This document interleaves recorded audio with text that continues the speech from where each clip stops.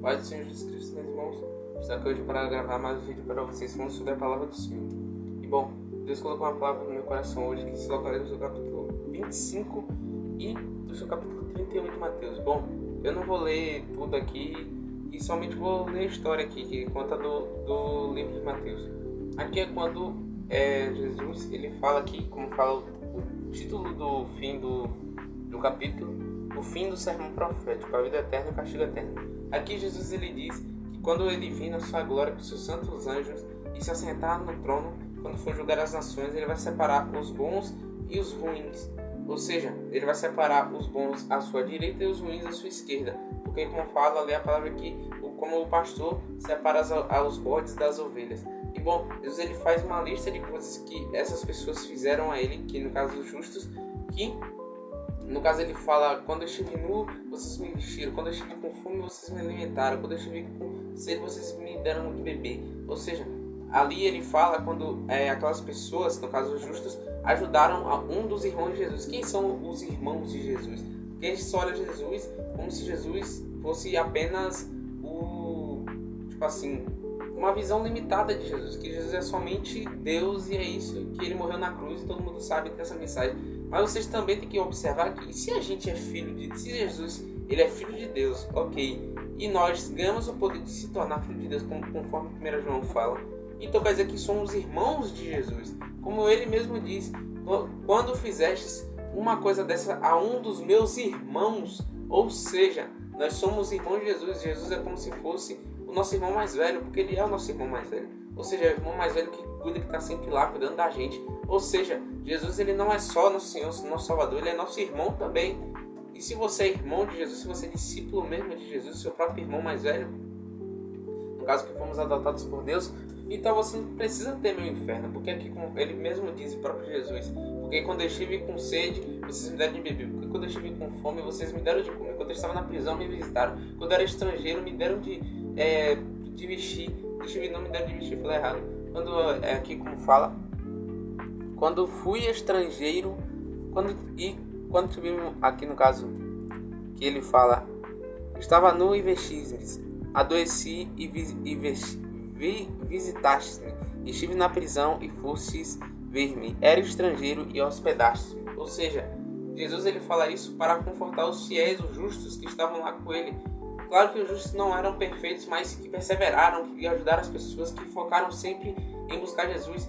E buscar Jesus, essa é uma parte que eu também sou pecador e que eu falho também, é que ele simplesmente, essas pessoas, qualquer pessoa na terra, ela pode se tornar filho de Deus. Porque se você é ignorante com alguém, e eu confesso que eu já fui ignorante com muitas pessoas, eu não vou mentir, eu sou um pecador também, eu não sou perfeito de maneira nenhuma, mas nós temos que tratar as pessoas de bom modo. E mesmo que tudo esteja ruim, estressante, tudo dando errado, a gente tem que ter aquela educação. Independente do que a pessoa seja, a pessoa pode ser, sei lá, a pior coisa ruim, ela fez alguma coisa mal. Se fez alguma coisa mal pra você, você guarda o mágoa, perdoe ela. Mas não precisa ficar o tempo todo lá do lado da pessoa, porque gostar e amar é diferente. Amar é você fazer, respeitar, tá ali, ajudar. Uma ajuda ali, tudo bem. Mas gostar isso já é escolha sua. Você, não, eu gosto de ficar com o meu amigo. O seu amigo ele é uma pessoa que não busca Deus, não tem influências boas. Ou seja, se você gosta de ficar o tempo todo do lado dele, então não é algo que isso não é amar. Amar é você dizer: amigo, siga o Evangelho de Cristo, vamos aprender aqui a palavra, vamos fazer algo novo, vamos sair dessas coisas ruins. Isso sim que é amar, é você influenciar para o bem. Porque Deus, como ele nos ama, ele quer que nós nos afastemos do pecado para que fiquemos juntos dele. Ou seja, Deus ele sempre ama nós ele sempre olha para nós no propósito de nos salvar, de nos abençoar e de nos deixar em um lugar bom. E ele manda essas provas do dia a dia, essas provações, essas lutas, não para esmagar a gente ou para punir, porque ele já perdoou a gente, ele não é contraditório, mas para nos fortalecer. Porque você já viu um pai, um treinador de academia, ele vai dizer para o aluno dele: já que você quer crescer, né? Então vamos ali na hamburgueria, vamos na pizzaria que a gente vai crescer. Vamos crescer a barriga. Oxe, não faz o menor sentido.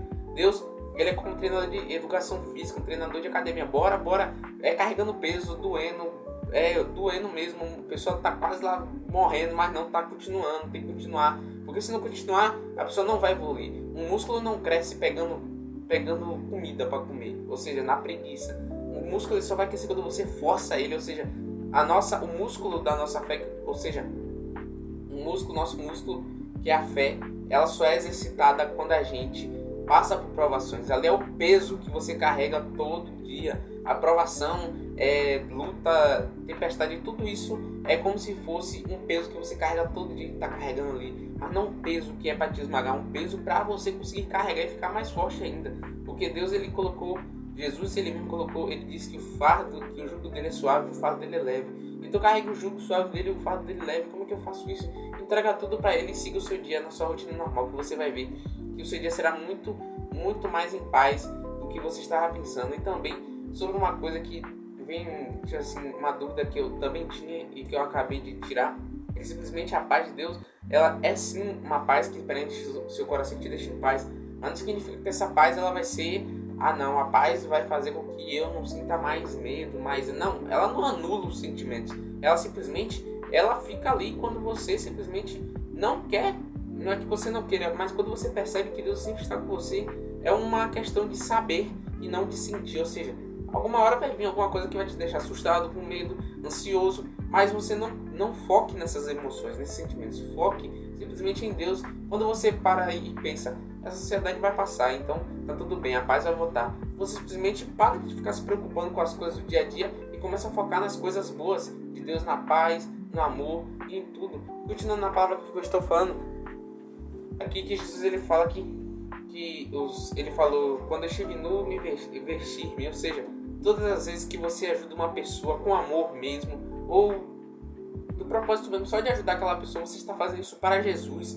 Por isso que Jesus, ele valoriza muito que a gente ajude os pequeninos, porque ele fala, um destes pequeninos irmãos meus, ou seja, nessas palavras, mas ele fala, na verdade eu digo que quando fizeste a um destes meus pequeninos irmãos, a mim o fizestes. Ou seja, pequeninos irmãos, ou seja, quem são os pequeninos irmãos? As pessoas que não têm condição, as pessoas que não têm saúde, as pessoas que não têm ajuda de ninguém, as pessoas que não têm ajuda emocional, as pessoas que são menosprezadas hoje em dia, tipo assim, uma mulher depressiva, um jovem depressivo, um homem depressivo, essas pessoas que são isoladas na igreja, na sociedade, em tudo, porque ninguém está longe o suficiente do amor de Deus para ser classificado como não merecido do amor. Claro, ninguém merece, mas nós podemos receber a graça de Deus, é um presente de Deus.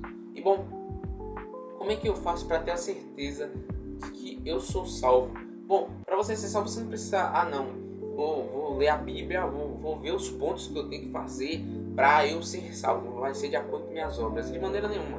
Bom, tem uma parte sim que você faz, mas não é obra, isso sim é fruto. E como assim fruto? Como Romanos 8:1 diz, portanto já não há mais condenação para aqueles que estão em Cristo Jesus, que não andam segundo a carne, mas segundo o Espírito. Ou seja, o que significa? Se você anda segundo o direcionamento do Espírito Santo, você está lendo o Espírito Santo, essa decisão é difícil. O que eu faço? O Espírito Santo te guia, você pergunta, mesmo quando ele não responde, você persevera para escutar a Deus, para ouvir a Deus, aí sim, você já não há mais condenação. E por que não há mais condenação? Porque quando você é guiado pelo Espírito Santo, você está sendo guiado pelo caminho certo, pela voz certa. Ou seja, quando você não deixa mais suas vontades controlar para onde você vai, e você deixa Deus controlar para onde você vai. Ou seja, nós temos que simplesmente fazer isso. Deixa Deus controlar a sua vida, direcionar a sua vida. E controle é diferente de direcionamento. Por exemplo, Deus, ele quer que a gente seja direcionado por ele e não controlado. Eu falei controle, mas não é controle. Porque se fosse controle, Deus ia pegar com o controle e ia começar... A gente é um boneco de jogo? Não, de maneira nenhuma. Nós somos pessoas que são direcionadas por Deus. Ou seja, você não precisa ficar perguntando, Deus, acordei, o que eu vou fazer? Aí Deus vai dizer, não, vai escovar o dente. Deus, como fala em Romanos também, Romanos ou Coríntios, que nós recebemos a mente de Cristo Jesus. Se você recebeu a mente de Cristo Jesus, você tem consciência suficiente para acordar de manhã, fazer suas coisas, suas obrigações e fazer suas coisas básicas. Você sabe que você tem que escovar um dente, você sabe que tem que comer, você sabe que tem que orar, você sabe que tem que fazer tudo certinho. Porque você já tem essa sabedoria. Você não precisa ficar perguntando a Deus cada passo. Deus não é um GPS aqui, recalculando a rota a cada 5 minutos. Recalculando rota. Não precisa disso. Só naqueles momentos você simplesmente está ali no seu dia, conversando com Deus. Na rua, normalmente, você diz: Deus, essa decisão aqui é muito difícil, eu não sei o que fazer. Passo para o Senhor essa decisão, porque eu não consigo decidir. Ele vai decidir da maneira correta para você. Ou seja, não precisa ficar se preocupando com essas coisas, porque Deus ele vai resolver. E terminando essa mensagem, falando acerca de que aqui Jesus, que ele fala com os justos. Porque os justos perguntaram a Jesus, quando eu já tinha falado isso acerca disso, que eles perguntam, no caso, os que foram salvos, quando que nós fizemos isso? Eu não lembro ter feito isso ao Senhor, eu não fiz isso ao Senhor. Aí ele disse: quando fizestes isto aos meus pequeninos irmãos. Ou seja, nós temos que ser mais amorosos, meus irmãos. Eu mesmo sou um pecador, eu peco, eu sou ignorante com as pessoas às vezes, orgulhoso. Eu não vou mentir, mas eu tenho que lutar todos os dias contra isso, tenho que buscar a Deus todo dia para buscar ser uma pessoa melhor. Você também tem que fazer isso, buscar ser uma pessoa melhor, mas saiba de uma coisa: tudo isso que você busca não é para você ser salvo, é para você ser alguém bom. Porque você já viu no céu, por exemplo, assim, pense assim, na lógica da Bíblia. Você acha que uma pessoa que vive em pecado, iniquidade, uma pessoa que xinga, uma pessoa que fala mal das pessoas, vai para o céu? Você imagina aquela pessoa agindo no céu? A pessoa vai falar mal das pessoas, vai ficar ajudando as pessoas e vai ficar murmurando. E Deus, no céu, não tem isso, não existe isso, não deve existir. Ou seja, se não existe isso, essa pessoa não vai para o céu. E nós não fazemos isso, não, é porque vai para o inferno. Não é por medo do inferno. É uma construção de caráter. É como se fosse assim: para você entrar numa empresa, você precisa ser formal, não é? Eu não estou dizendo que no céu vai ser um trabalho, mas é um exemplo. Você precisa ser formal, precisa falar educado, precisa falar com as pessoas normalmente, precisa explicar certo, ser coerente. Ou seja, isso é a mesma coisa, você tem que se formar, tem que fazer um treinamento inteiro da sua vida toda, até a vinda de Cristo, até você estar maduro com Deus, em amor, perseverando, orando, para se tornar uma pessoa boa, para quando chegar naquele grande dia, você esteja irrepreensível, como Paulo disse. E bom, este foi o vídeo, meus irmãos, e eu espero que Deus abençoe a vida de vocês. E muito obrigado por ter visto esse vídeo, e que Deus abençoe a sua vida. E espero que esse vídeo tenha conscientizado o seu coração e a sua vida.